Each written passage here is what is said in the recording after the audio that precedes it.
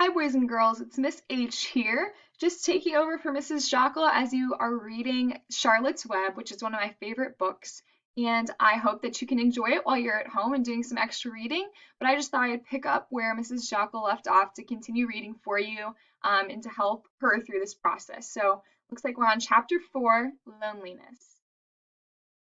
The next day was rainy and dark. Rain fell on the roof of the barn and dripped steadily from the eaves. Rain fell in the barnyard and ran in crooked courses down into the lane where thistles and pigweed grew.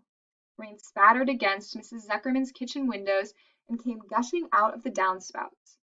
Rain fell on the backs of the sheep as they grazed in the meadow. While the sheep, tired of standing in the rain, they walked slowly up the lane and into the fold. Rain upset Wilbur's plans. Wilbur had planned to go out this day and dig a new hole in his yard. He had other plans too. His plans for the day went something like this: breakfast at 6:30, skim milk, crusts, middlings, bits of donuts, wheat cakes with drops of maple syrup sticking to them, potato skins, leftover custard pudding with raisins, and bits of shredded wheat. Breakfast would be finished at 7. From 7 to 8, Wilbur planned to have a talk with Templeton, the rat that lived under his trough. Talking with Templeton was not the most interesting occupation in the world, but it was better than nothing. From 8 to 9, Wilbur planned to take a nap outdoors in the sun. From 9 to 11, he planned to dig a hole or trench and possibly find something good to eat buried in the dirt.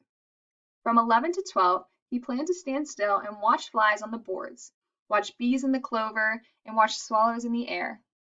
12 o'clock, lunchtime. Middlings, warm water, apple parings, meat gravy, carrot scrapings, meat scraps, stale hominy, and the wrapper off a package of cheese. Lunch would be over at 1. From 1 to 2, Wilbur planned to sleep. From 2 to 3, he planned to scratch itchy places by rubbing against the fence.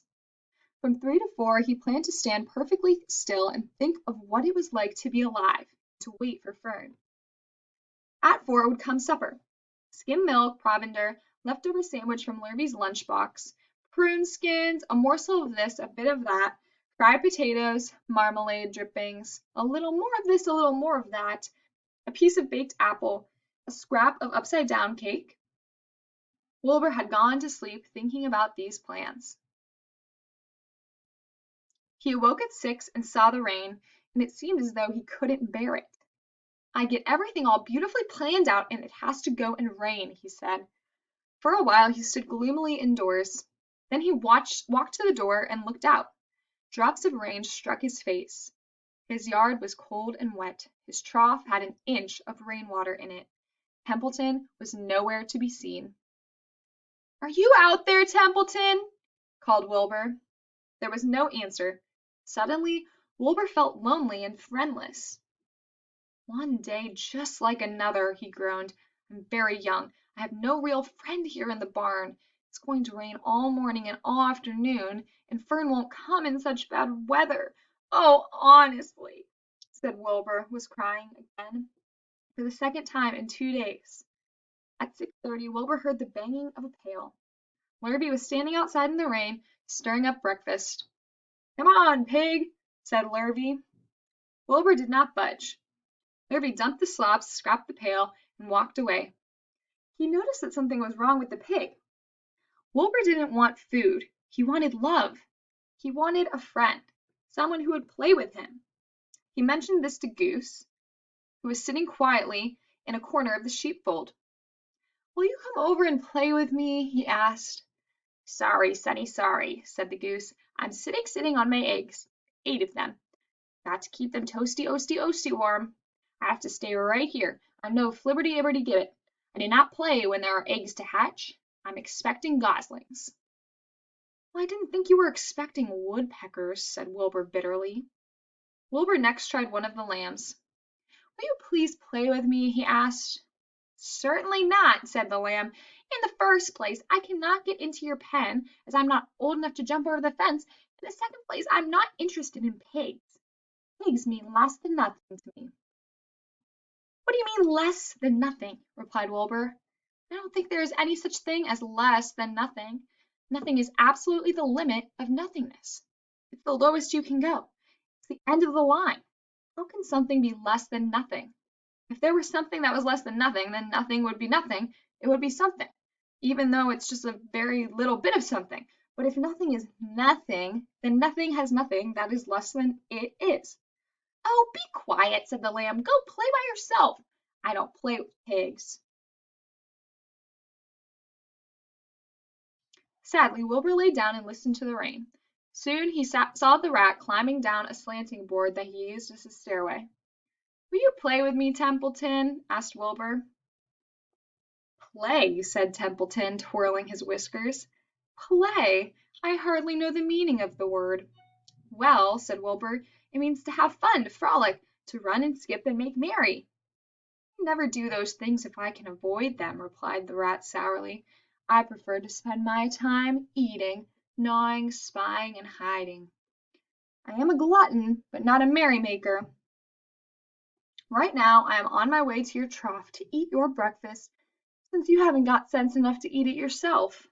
And Templeton the rat crept stealthily along the wall and disappeared into a private tunnel that he had dug between the door and the trough in Wilbur's yard.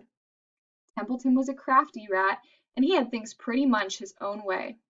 The tunnel was an example of his skill and cunning. The tunnel enabled him to get from the barn to his hiding place under the pig trough without coming out into the open. He had tunnels and runaways all over Mr. Zuckerman's farm and could get from one place to another without being seen. Usually he slept during the daytime and was abroad only after dark. Wilbur watched him disappear into his tunnel. In a moment he saw the rat's sharp nose poke out from underneath the wooden trough. Cautiously Templeton pulled himself up over the edge of the trough. This was almost more than Wilbur could stand. On this dreary, rainy day to see his breakfast being eaten by somebody else. He knew Templeton was getting soaked out there in the pouring rain, but even that didn't comfort him. Friendless, dejected, and hungry, he threw himself down in the manure and sobbed. Late that afternoon, Lurvy went to Mr. Zuckerman. I think there's something wrong with that pig of yours. He hasn't touched his food. Give him 2 spoonfuls of sulphur and a little molasses, said Mr. Zuckerman. Wilbur couldn't believe what was happening to him when Lurvy caught him and forced the medicine down his throat. That was certainly the worst day of his life. He didn't know whether he could endure the awful loneliness any more. Darkness settled over everything. Soon there were only shadows and the noises of the sheep chewing their cuds and occasionally the rattle of a cow chain up overhead. You can imagine Wilbur's surprise when, out of the darkness came a small voice he had never heard before. It sounded rather thin, but pleasant. Do you want a friend, Wilbur? It said. I'll be a friend to you. I've watched you all day, and I like you. But I can't see you, said Wilbur, jumping to his feet. Where are you, and who are you? I'm right up here, said the voice. Go to sleep. You'll see me in the morning.